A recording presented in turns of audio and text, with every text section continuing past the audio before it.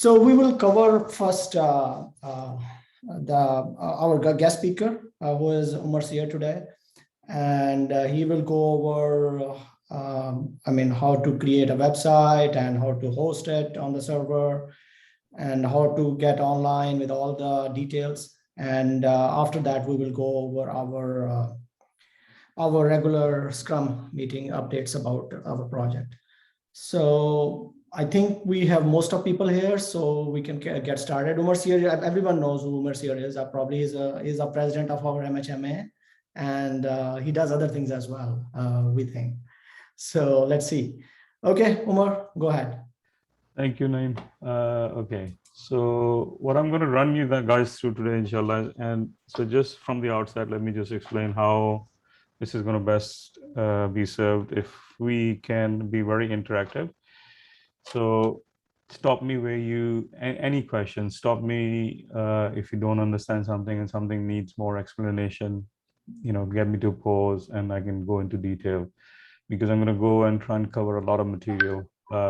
Effectively, what I'm going to try and do is host a WordPress website on a Microsoft Azure platform. So we're going to create a new instance. We're going to initiate it with the Ubuntu 18.04, and then we're going to install Apache on it. We're going to install MySQL or MariaDB, same thing, PHP, and then we're going to install, set up the database and install WordPress. And then in addition to that, we need to make sure that the DNS is pointing to the right IP address that we get generated by Azure. And then we need to create a SSL certificate for it so that we can have HTTPS working correctly. So there's a lot of it. I'm going to run through it just as if I was kind of setting this up, and I'll kind of give some commentary where I think there's some explanation that needs to be given. I'll give that. But if there's anything at all that doesn't make sense or needs more clarification, just get me to pause, and I'm happy to actually go deeper in that. And I'll avoid going deeper into specific areas just because that will just push us into rabbit holes from one to the other. Okay, so with that, let me share my PC as well. Let's do this and see if I can get this. Okay, so can you guys see my PC? Yes, we do. Is that coming through? Yes. Okay, so what I have here is an Azure dashboard. Umar, is it possible you can make your font a little bit bigger? Yeah. Is that everyone okay? I think I can easily move it to bigger screen, but is everyone okay with that? So I mean, that's fine. I can do this. Is that better? Yes, better now. This is way better. Cool. So let me actually just what's up here as well. Okay. So we're gonna start by. So what I've done actually, I have already a virtual machine set up for what we want to do, which is WordPress here. This is a blank virtual machine. I set it up last night. That's the only thing I've done beforehand. You can see 16 hours ago. But what I'm going to do is I'm going to actually run through how that's done as well. So actually, I'll do it. So if I'm going to go into my resource groups. So resource, Azure bundles things together in a resource group. So I'm going to go into an existing resource group, and I'm going to come here and say, I want a instance of, I'll just put Ubuntu in here. It doesn't, I can just hit create here. So this is a packaged instance that is going to create for me, which is going to have the OS already installed in there. So here it's asking me what resource group. I have two here. I'm going to just put it in the default one there. I'm going to give it a name, some name. You can choose between different zones, and the pricing changes from different zones. I'm going to say US West. That's the image of the OS. And then it's asking me for a size. I'm just going to keep it to A1. This is a small instance, just loading up the pricing. And then by default, just do something really, because I'm not going to use this anyway. By default, you can log into it using an SSH key, or you can set up a password. So I'm going to do a password. I'm going to say test user, and I'm going to give it some.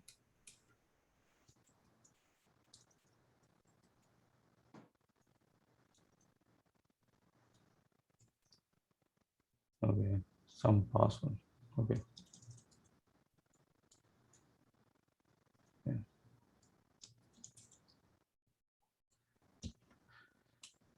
So that's done. And then by default, it's asking me whether I need to allow some ports in inbound, which means that can somebody from outside connect to this machine. So typically you would you can set it to none, and then as you install things you can set additional things. So right now I'm just going to do allow SSH. So SSH is basically what I'm going to connect to it over the internet to configure the rest of it. Next thing, I need to specify disks, and you have a myriad of different options there. I'm just going to keep it a default. Encryption type, I'm going to keep it to default. I'm going to go into networking. Here he's going to create, it's going to create a virtual network for it, assign it to subnet. It's going to do the default one that I have for the resource group, and then it's going to give it a new public IP. If I had my own IP addresses that I had purchased beforehand, I could actually assign them here from a pool or whatever. So basic network interface card, and then public inbound ports. Again, it's only allow SSH, which is what I'm going to need to use to connect to it. So management, I can actually skip a lot of this stuff and just go review and create.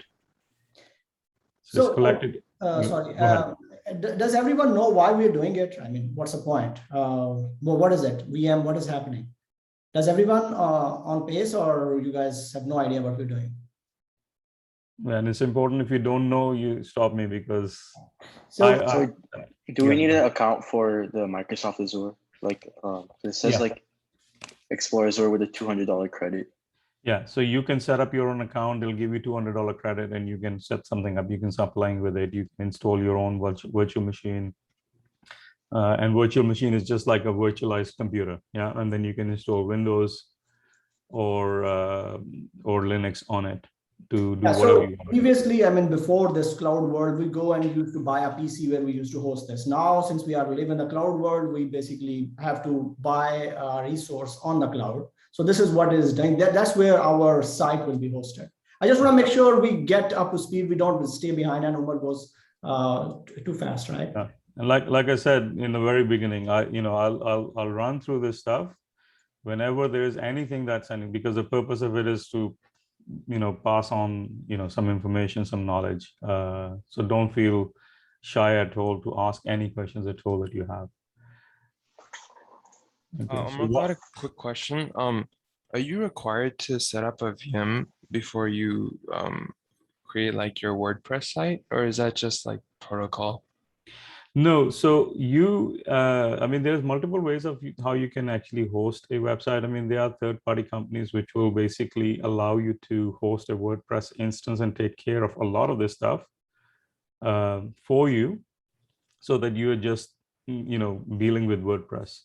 What I'm running you through is what I want to try and impart is basically what has actually happened, that if you were starting with your own equipment effectively, your own machine, and then what is the steps that you need to do, so that you have a bit more understanding of how things are strung along together.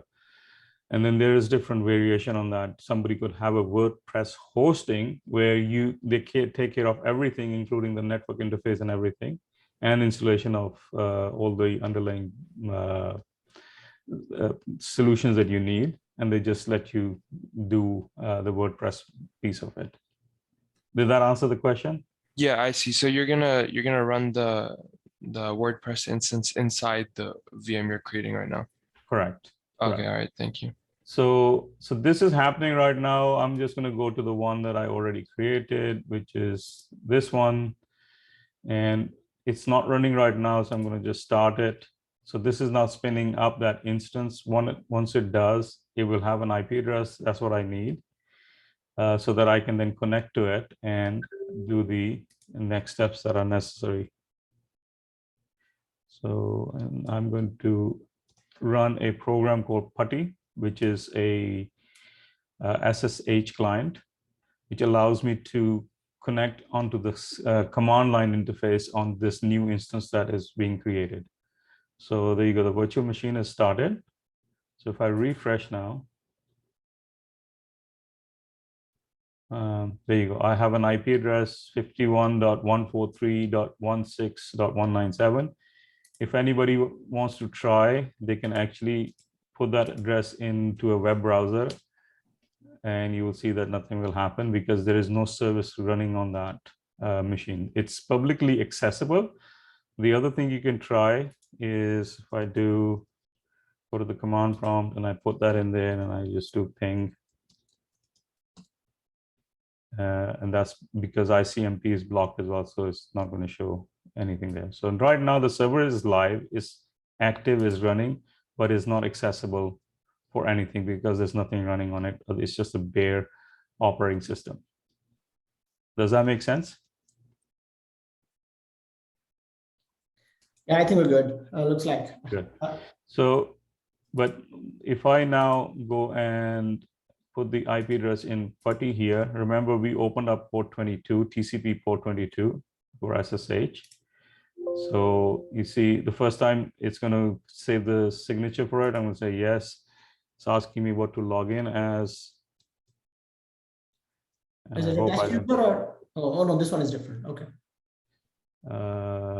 Did you create a test user or you create? Yeah, I created test user and I'm trying to remember now what it actually call it. Let's see.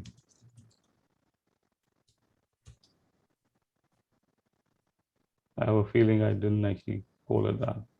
Okay. Omar, quick question. Yeah. What's a TCP port? So in IP networking, you have UDP and TCP. So UDP is the user datagram protocol, which means it's a sessionless best effort protocol. So a UDP packet is like you send a postcard to somebody. Yeah, you send it and it may, you never know when you get delivered or not. But TCP is another IP type, IP protocol, which has a acknowledgement. So you send something, the receiving party confirms that you got it. Yeah, so let's not worry too much about this for now because it's just a protocol for computers to communicate over. So there's two main ones, UDP and TCP. So TCP is just a when you do web browsing, it's using TCP as well. Okay, yeah, I got it. I understood. Thank you. Yeah. Okay, so now I'm actually logged into that virtual machine that was set up for us through Azure. As you can see, I'm logged in and I have access to it. And the next thing I'm going to do is basically set up Apache on it. For those, does anybody know what Apache is? I've heard of it, but could you refresh my memory? Okay, Apache is a web server. When you go to a website, there's something that actually has to serve HTTP or web pages. So there are multiple different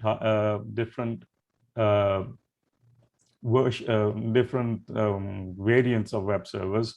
Apache is one of the most popular, and Nginx is another one. Microsoft has its own Internet Information Server. So these are all they do is the same thing. It's just they do it differently. They have different pros and cons. Apache is an open source, is available as a free solution. So it's very common. You will hear the word LAMP quite often, which is Linux, Apache, MySQL, and PHP. So it's a suite of different products that come together to allow you to do web-based solutions. So the first thing before even I do Apache is I'm going to update this server to make sure that all the software on it is up to date, because it's an image that was maybe created a year ago or 2 years ago. So I'm going to just do sudo apt update. And I'm actually going to do an upgrade at the same time. So So what I just told the machine to do is sudo means that I want to run this command as a power user, as a super user, or root, basically.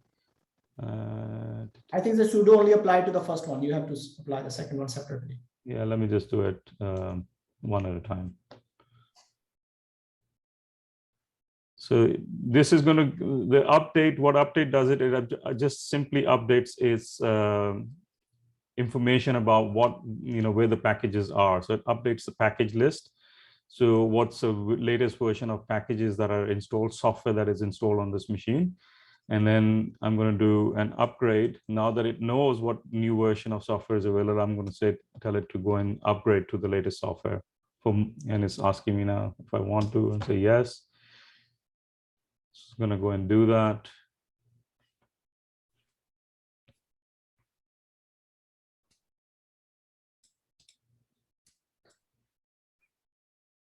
So can we also do a parallel thing? Maybe we can get started on the WordPress while it is doing, or it is going to be quick enough? No, it's going to be quick enough. Okay.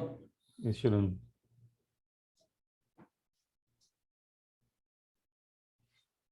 Because before WordPress, I need to install Apache. And for Apache, I'm going to need some of the things to be updated. It shouldn't take too long. So WordPress has to be run from the VM, or WordPress can run. I mean, a VM is just a machine, yeah. I know, but WordPress development, let's say if you are doing, yeah, you are trying to design a website, you can still do it on your local machine while you could do it on your local machine. You will still need Apache or Nginx. Okay. Yeah, because WordPress is basically a PHP application. Yeah, PHP has to run in some web server. Yeah. Okay. Yeah. So whilst this is happening, I'll explain a little bit, what so you have multiple different, web programming languages, if you call them, like JavaScript, PHP, whatever that programming language is, it's actually generating HTML or JavaScripts. So on the browser itself, the only thing a browser renders is HTML. And recently, browser has a capability of running JavaScripts, on the client end. So you may have an application that reads information from the database. It takes all of that stuff. It compiles it into a HTML markup language, and may put some JavaScripts in there, which then goes over the wire to your client browser, and the browser then executes or serves that up based on how you programmed it to be. Okay. Okay, so this is almost. Any questions so far?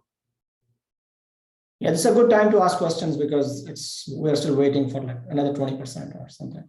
I had a question about Apache. So Apache is a web server, like you said, right? We're using, I think, Node. I think Node is supposed to be our web server, sort of. So Node runs on top of either Apache or, I think Node is... So Node is more like an application server. Yeah. So which runs an application because it has to run JavaScript, it has to run this. So it can also run other languages also. For Python, there is another Flask or something, some engine similar to Node.js. So Node.js is for JavaScript, and like for Java, there is Oracle's what is it called? WebLogic. So there are different, those are application servers, but they all require underneath Apache server. Apache or Nginx. Apache and Nginx make up, almost like 80%. And then you have light HTTP, there's Internet Information Server. There's a bunch of other ones, but predominantly the ones you will come across are Apache and Nginx. Sorry, I keep. And it all depends on, what your needs are. One is better than the other in some areas. I see. So are we running an Apache web server on the back of things, or for our application, Naimonko? And not yet. So when we're deploying it on the server, we will be running it. Okay, so that comes when we want to deploy the... Yeah. Okay, all right, makes sense. Okay. I wasn't expecting this to take this thing, maybe. Okay, almost. Yeah, the 99%, the 1% is close to. There you go. So that's done. So back to the command prompt. So next thing I'm just going to do is going to install Apache. Oh, I need to be root, so sudo. Yes. Yeah, sometimes it remembers you and don't have to do sudo every time, but yeah. So. No, it remembers the password. Doesn't remember. You have to do sudo every time. So the first time it's going to ask me the password. Next time, for a certain period of time, it's not going to ask me the password. If I came back after 15 minutes or whatever timeout is. Okay. So if you guys are at your computer now, if you remember the IP address, which is 51.143.16.197, now actually the Apache server should be running. And if it's not, I'll just make sure that it is. Let me actually check. So I'm just going to a system control status of Apache 2, and it says Apache 2 is started. And then if I go back to the website, try to restart it, it's still not going to show me anything, although now it's actually running. And the reason is that my firewall is not allowing that traffic. So I'm going to very quickly go into my the network settings on this, and I'm going to need to go into properties. No. Inbound security rules. So if you see here, I have basically just this one, which is active. The rest are just local. So I'm going to go and add some rules. First on, I'm going to say from any source, any destination, I want TCP port 80, which is a web, I'll say TCP, and I'm going to call it yeah, custom is fine. And I'm going to say allow, that's a priority, change this to port 80. And as soon as I do this, as soon as this kicks in, I should be able to access the web server. Let's see how long it takes. Okay. So let's reload this. May still take a little time. And in the meanwhile, I should actually just, for time's sake, I should go and install MariaDB.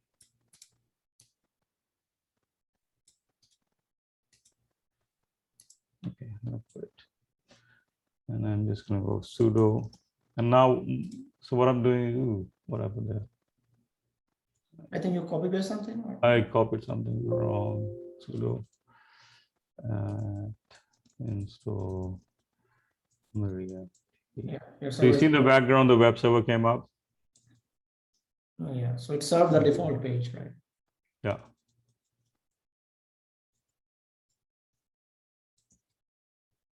So nothing changed. The only thing changed is that port rule that I've set got applied. Yes. So this is install MariaDB, and in the meanwhile, I'm going to go back to the rules because I need one more rule, which is to allow destination for 443. So 443 is for use for web service as well, but it's for secure. You know, you get the secure, you know, the icon to say that this website is safe. That is because it's running on port 443, which is a secure port, and it has to have a valid certificate, which is issued by us. One second. No, you didn't type 443. Can you go up? I did. Oh, 443. Thank you. Okay. Yeah. And here I could do any or TCP. See, these are the key protocols that we have in TCP IP. So, but since I know I'm only need TCP, so I'm going to be very restrictive. And in firewall rules, you need to be as restrictive as possible. You only open stuff that you really, really do need, because everything that you open is another, it's like opening another door in your home. So go back to my PuTTY instance. So it's, in the meanwhile, it's gone and installed MariaDB for me. So next thing I want to install, actually, before I install something, I should actually just make this secure. So right now the SQL DB is set up, MySQL DB is set up. And although because of my firewall rules, I cannot actually connect to it from externally, but there's still a chance that somebody could get in. So one of the things I'm going to do is I'm just going to go and make it secure. And this command, which is MySQL secure installation, what this does is says that you can only connect using root from the local machine itself and not from an external machine. So I'm going to give it a password. So ask me yes. And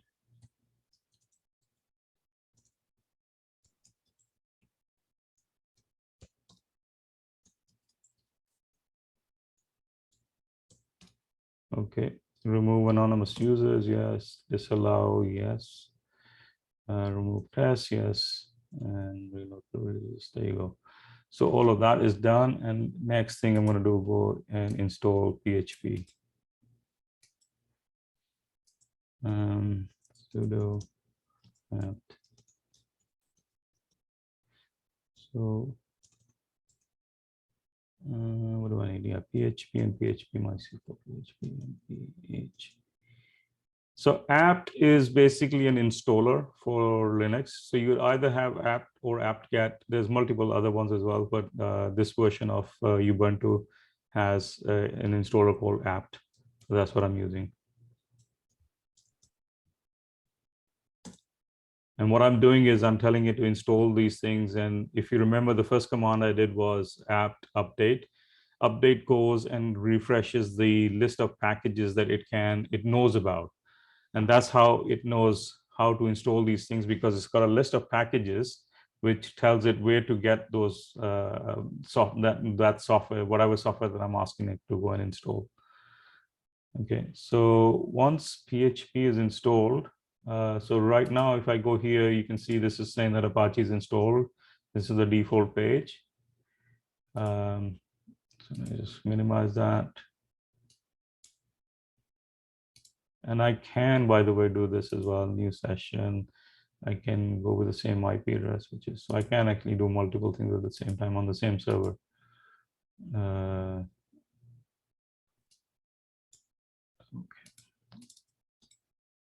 And you can see here where it says not secure. That's because this is on port 80 and not 443, and it doesn't have a certificate installed on it. So that's one of the things that we're going to try. And so I'm going to have another instance. Just open it up.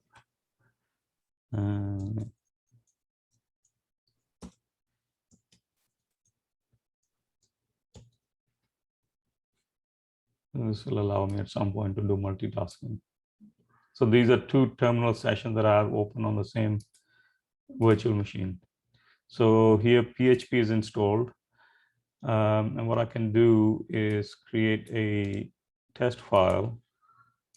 So I'm going to go into the folder that has that the web server uses to serve web pages, which is typically in Apache cd var www HTML. Should be empty, as it's just this file, which is index.html. is the file that we are seeing when we, where it says Apache 2 Ubuntu default. Actually, if I just quickly sudo nano index.html. So you see that this is the file that's being served right now whenever you go to the IP address. Has anybody tried going to the IP address? They should get the same page as I'm getting. And I'm going to create a temporary file here called info.php. Sudo nano. Nano is an editor. Info.php. And I'm creating a new file. I'm going to paste some text in there. This is just a command, PHP command called php info, which will give us the information about the PHP installation. So do that. So that's there now. And if I go here on the web browser, /php.info, no, sorry, info.php. If I named it correctly, there you go. So this is now executing that command and it's telling me that PHP. So we have Apache installed, or we have PHP installed.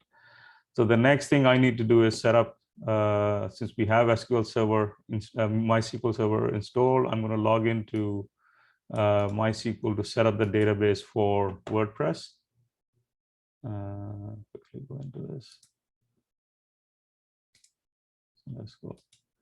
So MySQL -u says user, and I'm saying root with password. -p says with password, and it's going to ask me the root password. And sudo.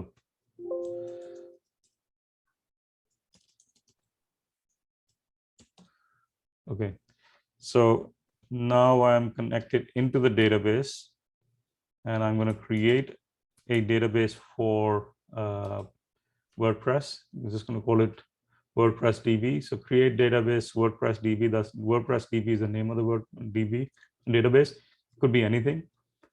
So that's done, and then I'm going to create a user that is going to be used by WordPress.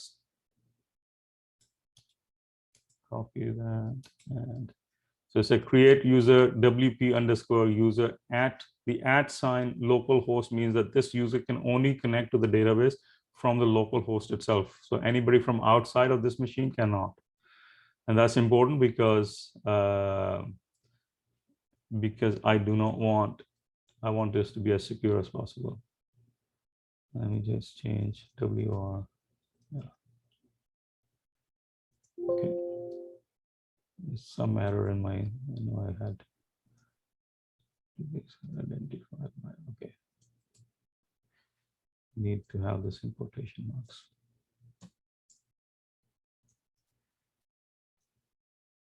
There you go. Okay, so that's done. I'm just going to do flush the privileges just to clear everything.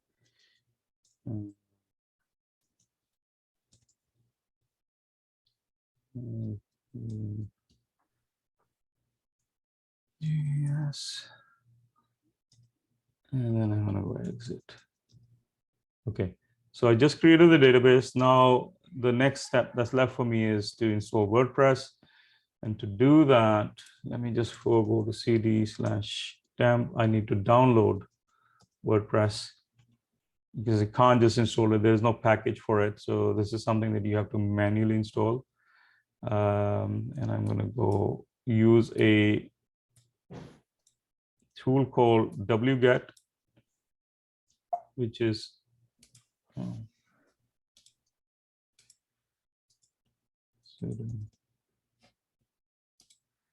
and it's saying get the from http wordpress.org, get the latest file for WordPress. So if I do ls-l, you can see that I have the latest file is called a tar.gz. That's a compressed archive. And then I'm going to extract that archive, tar-xvf. xvf are just flags for this, and I'm going to say latest is going to sudo xv. Yeah, Z has to be there, yes. Yeah, xv. I missed the X as well. There you go. So what this is doing is extracted all the files from that package. And if I do ls now, there should be a folder here called WordPress. You can see that folder there. So we have that folder, and I'm going to copy that folder to the HTML folder. So I'm going to go sudo. I'm going to do cp or move. cp is copy. WordPress, which is the thing that I need to move, copy, and then where I need to copy is /var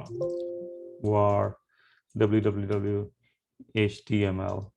Okay, so copied it there. -r.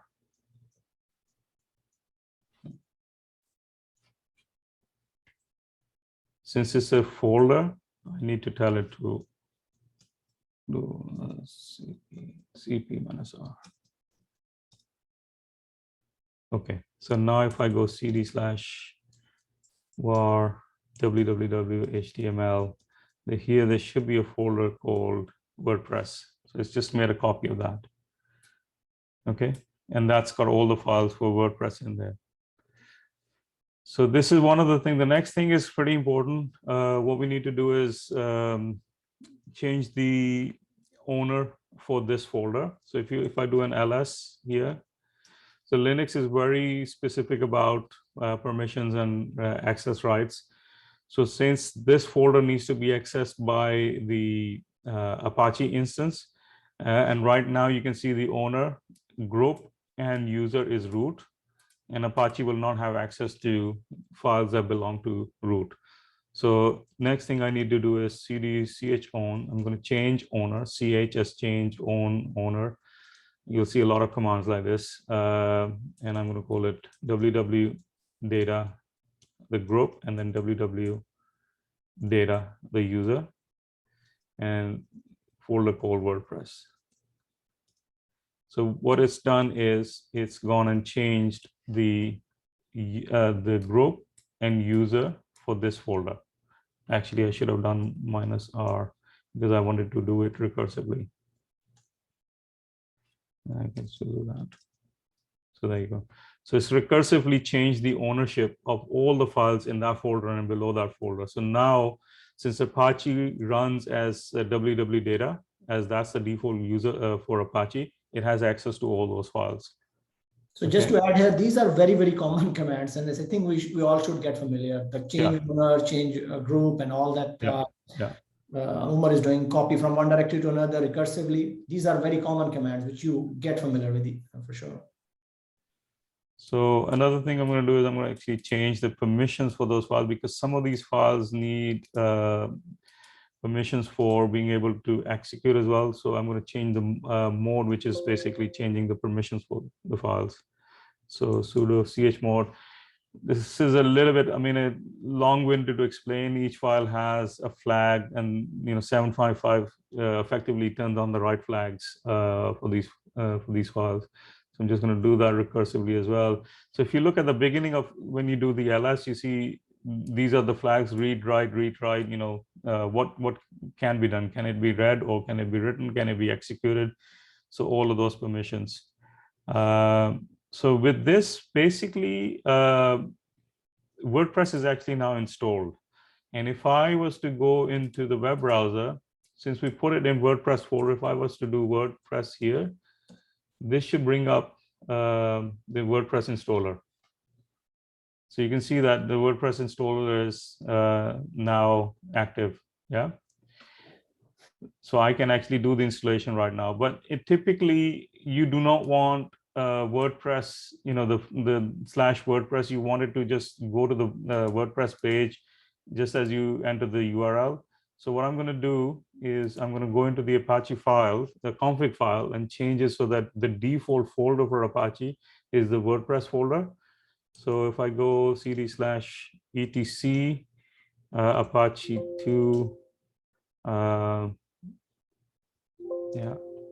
and then in Apache you have the concept of you have these configuration files. If I do ls -l, you have the default configuration file, which is apache.conf. But if I quickly go into sudo nano, and I'm sorry, I'm running through, and like I said, if anything at all that you need explanation on, just pause me, because the purpose is not to run through this thing, is to impart as much as I can in that short space of time. So this is the default configuration file. And then you will see in this default configuration file, right at the bottom, it will say something like, so here it says include optional conf.enabled. What this means, and sites.enabled. What this means is that there is a subfolder called sites enabled.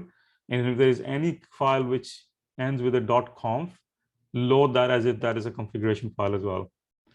And that way you can have multiple services or multiple websites running on the same Apache server, and you can have separate the configuration file for each one of them. So if I do cd sites enabled, there should be a, there is a config file in here, and I'm just going to sudo nano 00. There's one there by default. And now you can see here we have something called a document root. var www HTML, and I'm just going to put WordPress in here. So what this is saying that your root for Apache now is not just var www HTML, is the WordPress folder. At the moment, there is no domain name configured in here, so we need to add that. And so let me just quickly create, and I'm going to be lazy here. What I'm going to do is copy another one. I'm going to go in here. I'm going to go new session, and I'm going to log on to. I'm going to log on to this.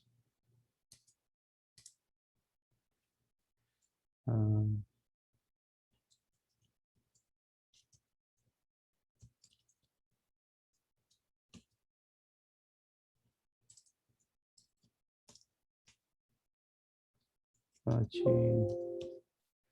2 sites enabled, and so here I have the WordPress one. I'm just going to copy sudo nano WordPress.com. So actually, this doesn't have anything. Thanks. Okay. So here, if you see, we have document root directory, and then I have server name,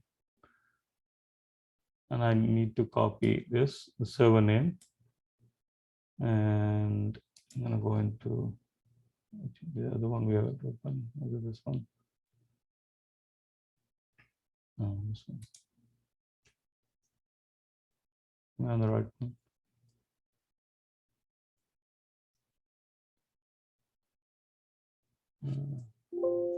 Yeah. So I'm going to have within my virtual host, I'm going to have server name, and this I'm going to call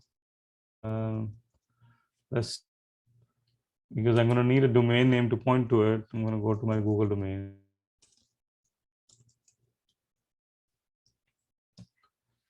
I have lots of different domains. Let's see which one I can use.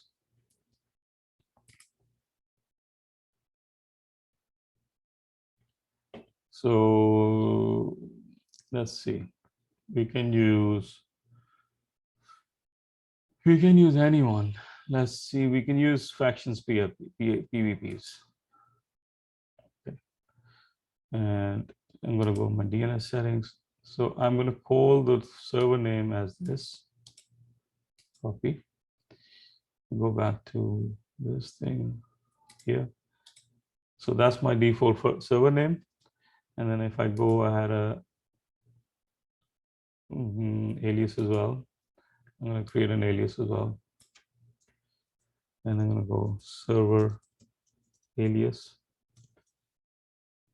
So alias is just basically an alias. And I'm going to go www dot whatever I had there before. Okay, so I'm going to go and exit, save this, yes. And now so we had our IP address, which was this IP address. Okay, so let me just pause and recap what we've done so far. We created a virtual machine. We updated it. We installed Apache on it. We then installed PHP on there. Then we installed MySQL database on there. And then we downloaded and unpacked the files for WordPress. So all of that is running. WordPress is ready to be installed. So there's a configuration piece to it. But however, there is nothing pointing to, there is no URL pointing to that IP address, that website. So I'm going to go in here now and I'm going to say, manage my records. So my A record, which is my, what do you call the machine, the basic record to point it to a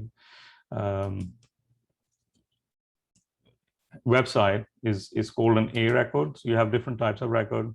I'm not going to go into that, but by default, you need to have an A record pointing to a website. So for both www and blank, which is just the site name without www, is going to point to 51.143.16.197. And if I click and save on this, don't need a dot in there. And now if I just go into domain DNS propagation. So if I check what the DNS record is pointing to, if I put this in here, not this, sorry, faction PVP, this thing, we'll see. This is going to be interesting. If I search this, so this is a public service.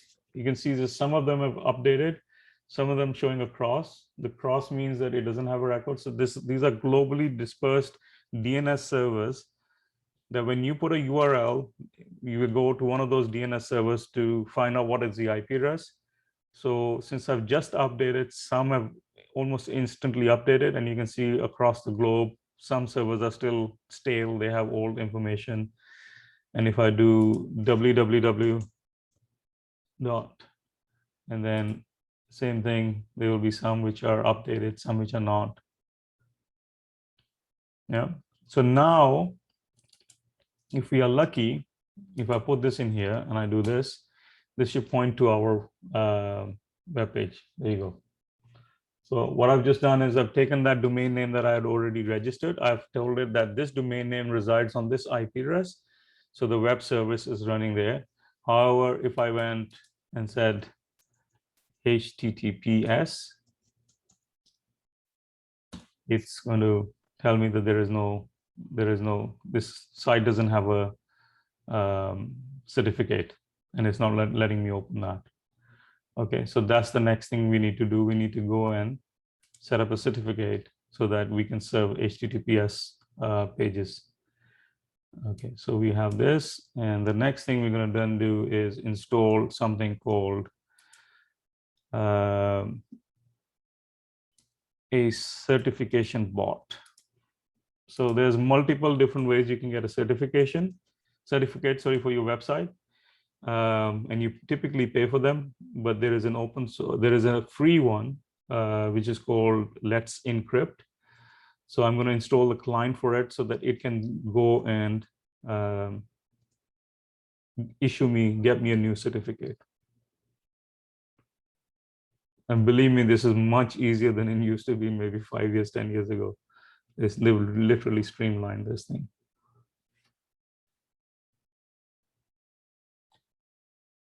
So how are you guys doing so far? Thumbs up, thumbs down? I mean, I have a thumbs up, but what are you guys thinking?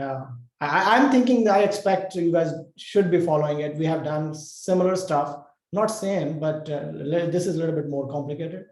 But I still expect you guys to follow along.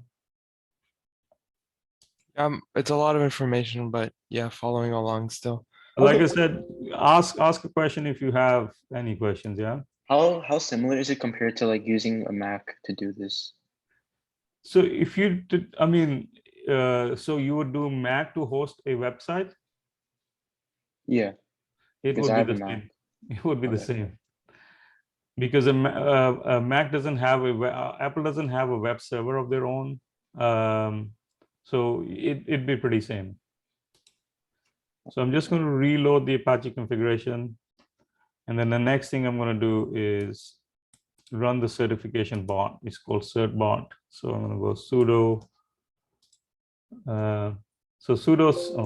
Sudo twice. Sudo cert bot. And then I'm telling it that, get me a certificate for Apache web server. And then what this does is it goes and reads the Apache configuration. And Marco, I'm not sure yeah. if we have time for this question, but could you explain a little what you're doing with the certificate process to make it work with HTTPS? Yeah, absolutely. So once this is happening, I mean, I'm not going to kick this off. So if you go back to the web page, yeah. So you guys understand that. Look, if I just do HTTP, it loads it up. Yeah, but it tells me that it's not secure. Yeah. Whereas if I say HTTPS, which is S stands for secure, it fails because there is no certificate. Yeah? Here it's telling you you're connecting to a computer that is not secure because there is no certificate.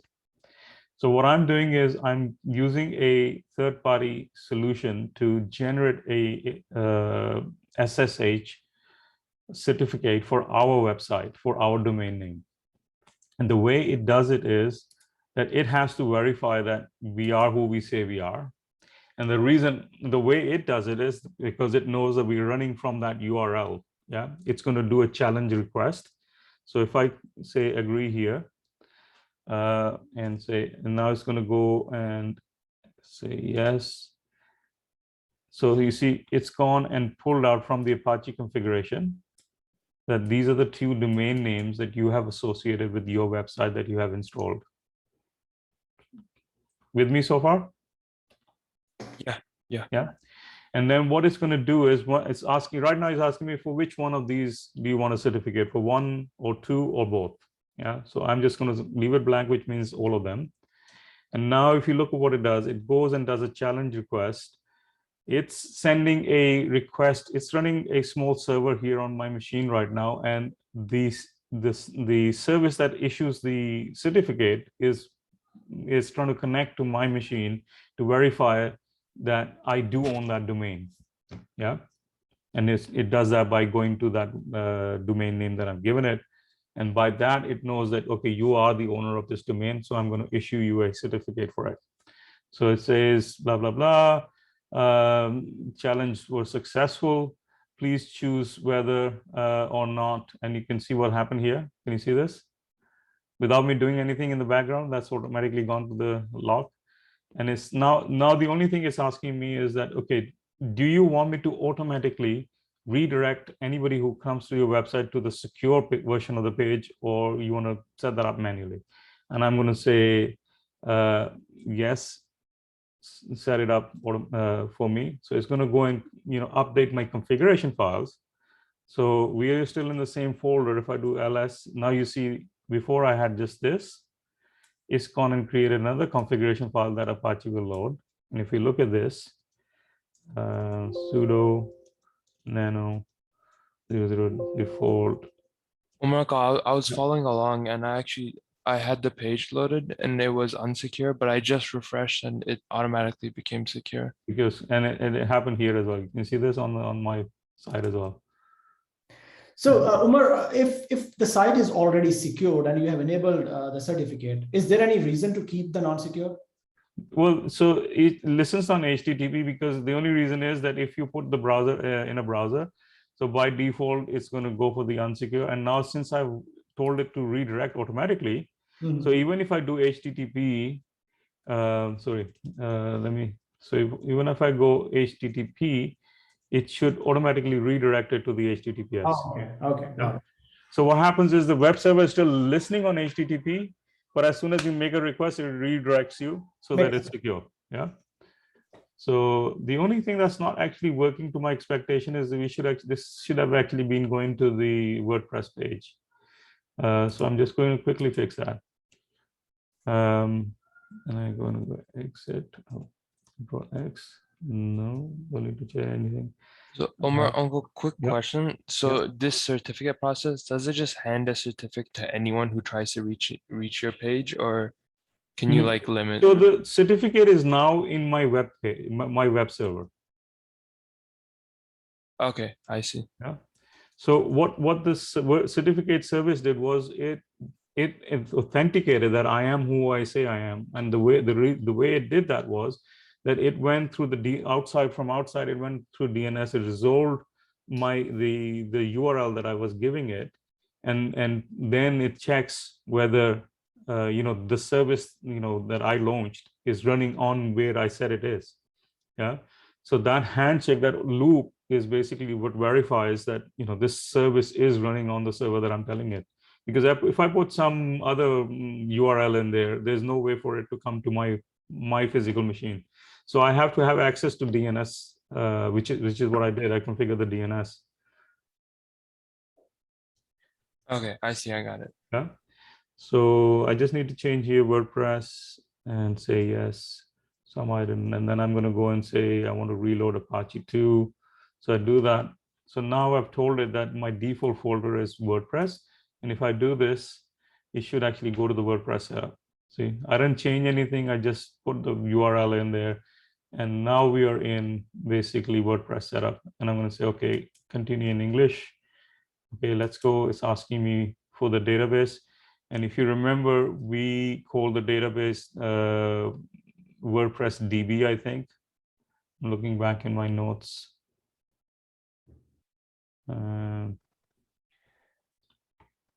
So Umar, do you also have some notes which we can put it in our conference? Yeah, page?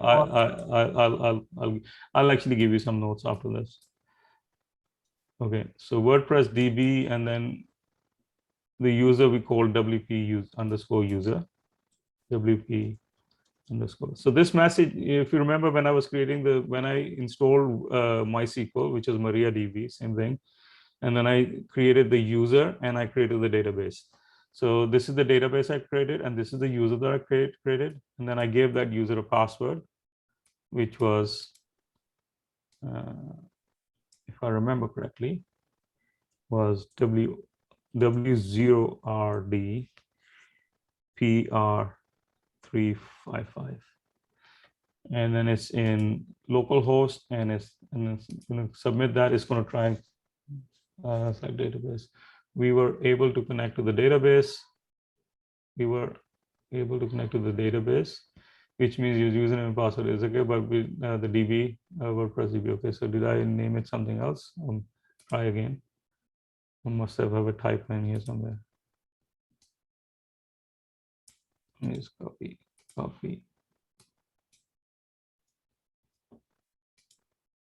Okay, same error. So now I can actually go in my history and see what did I actually do. And in fact, yeah, MySQL. I said,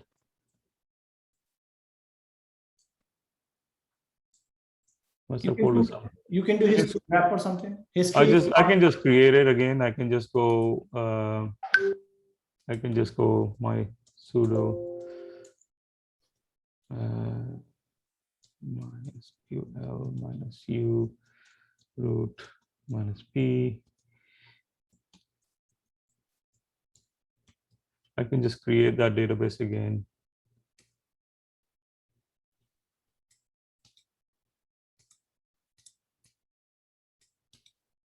Just in case I mistyped it when I last did it. Can't create the database exists. Okay. That's interesting. So database exist. Okay. Is the user ID password correct? Yeah, it's telling me the user ID and password is correct. Yes. You know, I think what it is. I have not given that user privileges to that database. That's right. You did. That's what's happened. I missed that. Let me just quickly see.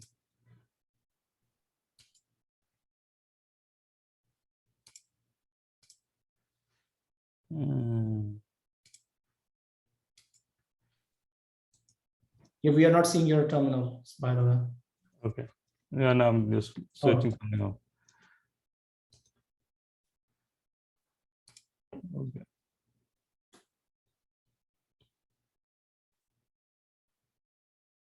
Yeah.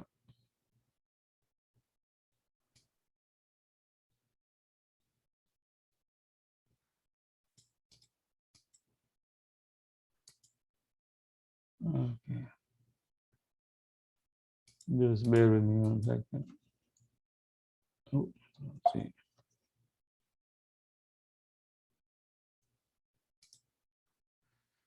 Where am I?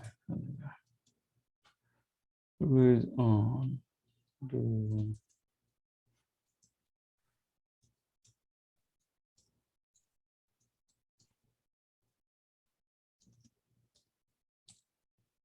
DB to WP underscore user. This should work. Okay, let's come up the terminal, which is there.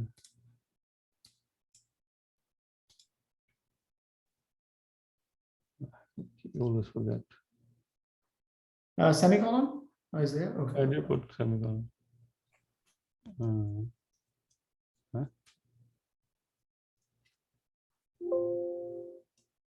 What?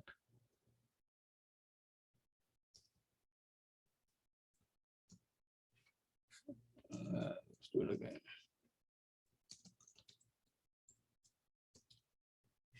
Okay, what did I miss? Yeah, I should have a semicolon there, but grant all privileges on WordPress DB to WP user. I think what happens is, Yeah, copy paste does change these. yeah, copy paste changes this sometimes, so it's best to actually do this.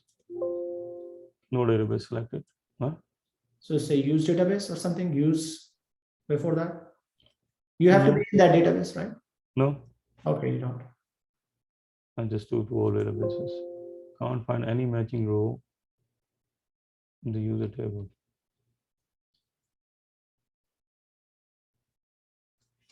Okay, 1 second.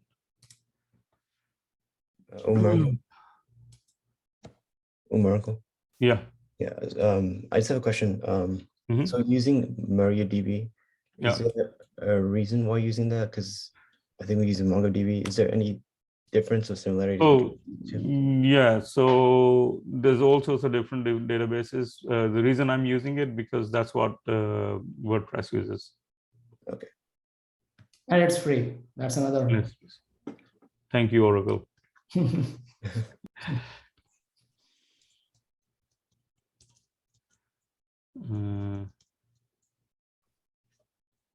Let me just quickly check. So is there a command in MySQL like a use WordPress underscore DB? Yeah, there is, but you shouldn't need to use. I mean, I'm logged in as super user. So I should be just be able to grant. Oh, I see.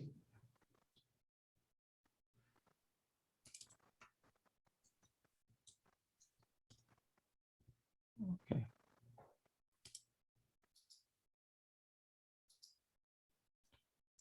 Let's quickly.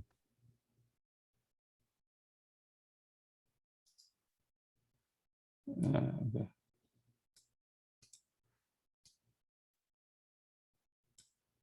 Oh, I see what I mean. Okay, I know what I've done wrong. Let me type it here first. User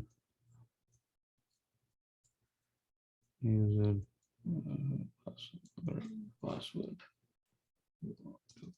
0 RD PR3 355. Okay, this should work. Copy.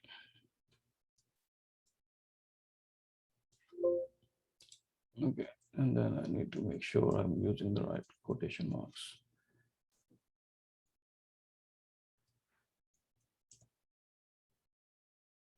On WordPress, WP user at localhost.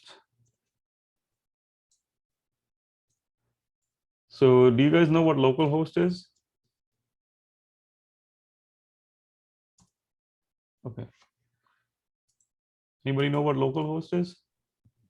Yeah, localhost is actually, is the like 127.0.0.1, which is basically if you are having your, if you're making your own website, so it's a local server. So for development purposes, it's not accessible to the, the end users. So that's why we need a proper URL for that, a domain service for that. Correct. Anyone else take a shot at it? I mean, localhost really is the generic name of your current machine. Really, that's. I mean, it can be used for a lot of purposes. This is one purpose Sistadane you covered, but localhost, like to connect to localhost using SSH, you still use SSH localhost. That means you can connect to your current machine. Apache. Yeah. No. So everything you guys said is correct. But there is a very significant reason for using localhost. Localhost doesn't actually not go out So in a communication, there's an IP stack. The packet goes in the stack. At some point, it goes on the cable, on the wire. So if you do localhost, it doesn't actually go on the wire at all. So it's secure. That makes sense. Yeah. So you could put the IP address of your own computer. The way the IP network works is that packet will actually go on the wire. And if there was somebody sniffing the traffic, they would be able to see that communication. So by using localhost, you're actually making it extremely secure. So let me just try this one more time and hope. You have to type in password here. You're not typing in password. Oh, okay. Now I don't know. And the password was W0RDER355. Let's try this. Okay. Run the installation. There you go. You call it something, and give it a user admin. And that password is good enough as long as I can copy and save it somewhere.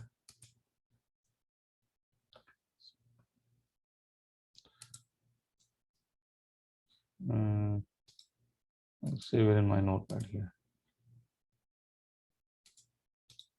Paste. And then my email address, I'll just put this in there and say, go and install WordPress for me. So, okay. And what did I give it a username?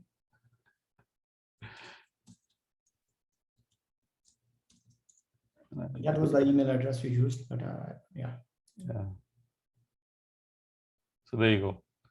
So we have WordPress installed and it's secure. And if we actually now just did factions activity, so you can see the WordPress is up and running. And so that's the main page. We go into the dashboard, we can create a post. So WordPress, I'll very quickly run through WordPress. WordPress has the concept, it's originally a blogging solution. You can have posts with a blog post. You can have pages, which are static pages, but they can have dynamic content. Then appearance is basically you can have different themes. So right now you see it's using this theme. I say, okay, actually I want this one. And themes? Sorry. Can you also get more themes? Is there only 3 or 2 or 3? No, so these are 3 which are by default installed. You can get hundreds of different themes. Some are paid, some are free. So just by doing that, I activated a new theme. Now, if I go to this and refresh, so I have a new look. And if we go back to our admin side, WordPress, and close this down. And I close this, and I can go and add new theme. So there's lots of different themes available. Some of them are going to be free. A lot of them are going to be free. So just for the sake of it, I'm going to go and install a theme. And these are third-party themes that people have made together. So I've installed one called Sinatra, and so go and activate this. And just by doing that, if I now go into my web page from the user perspective, okay.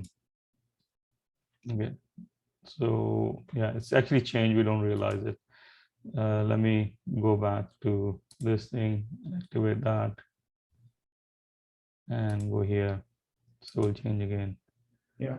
So as you can see, it's very powerful because it takes care of a lot of the functionality. And then you have things called plugins. So right now it's got these plugins where you can go and add more plugins. For instance, let's say we wanted a plugin for, forms, for instance. So there's a plugin called Ninja Forms. There you go. I can go and install that plugin. So it's got the concept of installing and activating. So I've installed it. It's downloaded and copied those files for it. And if I go and activate it, so that plugin is, once it's activated, I should see a menu option add here.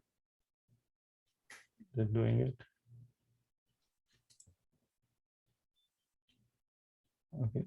Okay, activated, and you see here, now I have Ninja Forms. So click into Ninja Forms, just say Okay. So there's a default form there by default. So I'm going to say I want to create a event registration form. So that's a template, but I can create any form really. I say I'm happy with that. Done. I'm going to go and say publish it. So now I have a form that is published, and I can go here, which is this one. I can preview it. So this is what the form looks like, where you can, yeah. But I can embed that form in a post. So if I go and create a new post, say okay, and I say I want to have a Ninja form in here, and it says which one, and says this event registration, and there you go. It's embedded that into the post, and I say publish, and it's asking me for visibility, and I say okay, publish it. That's the URL, and I can go and view the post. So now this is a post on my website, which has a web form, registration form built into it. So where does the data for this web form go? In a MySQL database. So it will automatically create the table behind the Yeah. scenes. And It all. automatically creates the necessary tables. So WordPress has got some generic tables. It uses generic tables when necessary. But if I now go into the dashboard and I say I want to go into, so I go to Ninja Forms. So for instance, we go to here, say, I'll just put one with my information in there. Not a vegan, but it's all right for now. I'll be something missing, no preference. So I've gone unregistered. And if I go into the dashboard here, which is this one, and I can see submissions. There you go. There was this submission. Nice. And I can go and edit this. And in the form itself, you can go and set up things like, and close this. In the form itself, you have advanced features like telling it, okay, so once the form is submitted, what actions you want to send a success message to the person who submitted, you want an email confirmation, you want that email to the admin, and whether you want to store the submission or not. So, but this is just one of thousands of plugins that WordPress has. They'll probably have 100 form plugins. Wow. So that's the strength of WordPress, that if it's got, it's so extensible. That's what makes it powerful. So for instance, if I go into plugins or add new plugin, and I just say form, you can see there's hundreds and hundreds of different. There's 1036 items which have some sort of related to forms, having forms. Like this one has got 4 million installations. Okay, any questions? I know the people should have lots of questions, but I think we are already over time. We, I think, can invite Umar for a follow-up session if needed. If people have more questions, more details they want to go over. If someone has a quick question, they can certainly ask. Otherwise, I think we close to Maghreb as well. Yeah, and as you can see, this is propagating. I mean, DNS is something that it's an automated service that propagates. So you have one server that gets the data and it just spreads it out. It's like wildfire. And that's the purpose, that you have distributed. It's a distributed architecture. So over time, every server will have the same IP address for that URL. All right. Thank you so much, Umar. This was very, very informative for me as well. I think for these guys probably. I think each one of these people, including myself, we will watch this session again to go through the details. Feel free to ask me questions.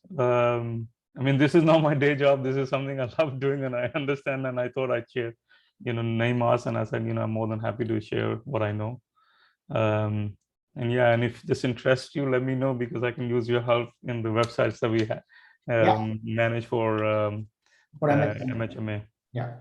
So, I mean, I shared this information already with these guys. So if anyone is interested to help out on that also and want to learn, I mean, there's an opportunity, right? It's definitely worthwhile skill. Yeah. And since we don't have too much time, I won't be able to go over each and every one of you for the Scrum session, but I would like to know where you guys are with your projects. And I mean, is there any hurdle to you guys? I know, Wahad, you were out, and we missed Rafi also last time. So are you guys getting closer to completing your completing your payment page, or you guys still behind on that? Yeah, I think Wahaj was out. I was out of town last weekend, and I was some other stuff going on throughout the week, so I wasn't really able to work much. I mean, so far, I guess backend wise, or like a logic of the page, we kind of have it down. I think it'll just require some UI cleanup, as Mudassar Uncle pointed out in the last session. I think we just need a lot of work in the front end side of things. I think because the form is just so simple at the moment for the payment page, I'm just not sure like how the UI would look like, because I mean it's a very like basic simple 3 questions type thing. So I mean we can maybe talk about that offline, but yeah, so I mean, I think the best way, since we don't have too much time, that you guys, all 3 of the groups, set up a time tomorrow or day after, so that we can go over your project updates. I mean, we'll do a couple of Scrum meetings before Wednesday. Yeah, so there is one meeting on Wednesday, but I think we should meet before that. Wednesday, I don't want you guys to waste another 3-4 days, and I want a little bit more progress on that. All right. So if you guys can set up time with me, maybe tomorrow, that would be fine. I already met Sister Tanya and Afif, and I think I was comfortable with their progress on Saturday when I met with them. I met with Urwa yesterday also, and I think she's probably, Urwa, are you good, or you need some help from someone? Oh no, I'm good for now. I just we are in the WhatsApp group trying to figure out a meeting date for the payments team. So we just need so I think you guys should meet on that and try to integrate that, integrate all the pieces into a complete payment system. So I'm okay meeting either on Wednesday, Tuesday, whatever day work for you guys. I still want you guys to get some more time. Maybe tomorrow you guys can meet with each other and say how far you guys get, and then we can in our regular weekly midweek Scrum, we can go over that. All right, yeah, sounds good. Yeah, inshallah, yeah, I'll try and bring over, we're trying to set up a meeting so we can figure out the payments page as well, the admin view, and then inshallah, yeah, I'll try to message everyone and just try to set something up for tomorrow. Okay, and how about Hamza? Are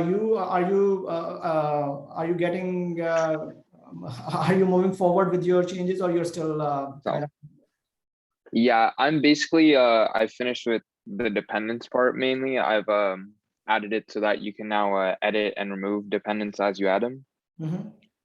And they're all editable. You can add multiple at one time to a new user and to an existing member. Those I mean, I've moved to Riverside over the past week, so that was all I was able to really get done. Okay. I think moving forward, I'll be trying to focus more on the member view of the page now a little bit more. Yeah, and are you getting Brother Hisham also with you, or he is not able to find some time to? Yeah, he has now. During this time, he was available. He helped me out during over like 2 days or something. So yeah, he's meeting with me every now and then. Okay, so yeah, I think I want these teams to be functioning better and make progress. And again, a reminder that I want the Jira stuff updated. And I think I have emphasized it quite a bit already. And I want to emphasize again that we need all those Jira stories up to date. And if I see the progress there, I don't have to separately ask you questions in the chat. Does it make sense? Yes.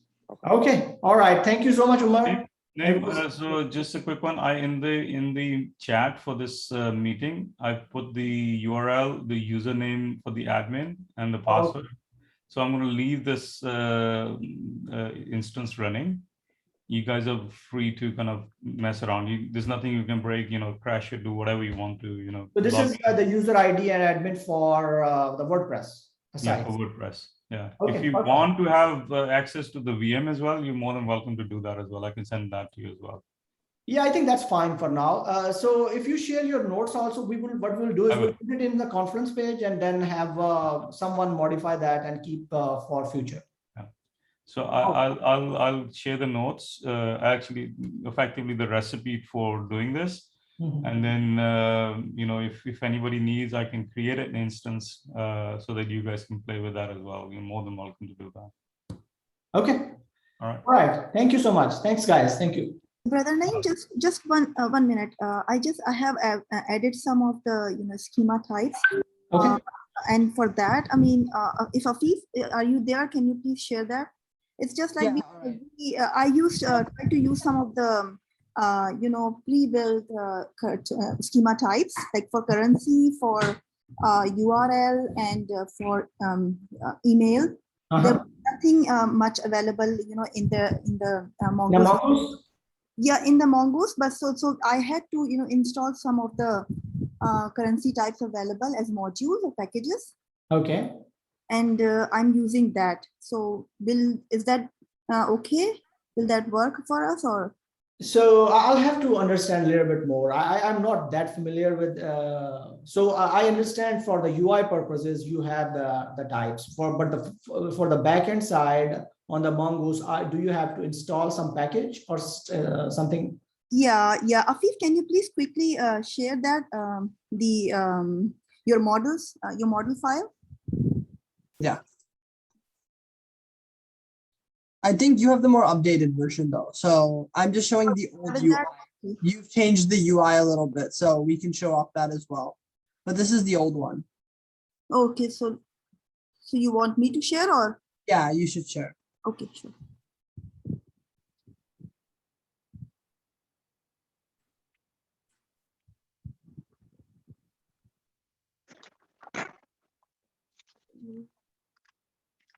Where is activity.js? Yeah. Can you see, Brother Naeem? Yes, I can see your screen. These are a couple of the modules, like module type. Oh, yeah. This is totally fine. This is totally fine. Yeah. Okay. That's the way to go. If it is working as expected, then this is the way to go. Oh, okay, great. Okay, thank you. Okay, anything else, guys?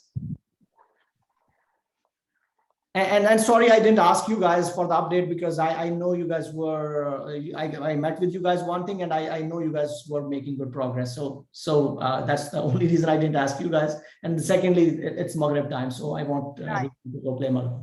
No problem. Okay, Allah Hafiz. Allah Hafiz.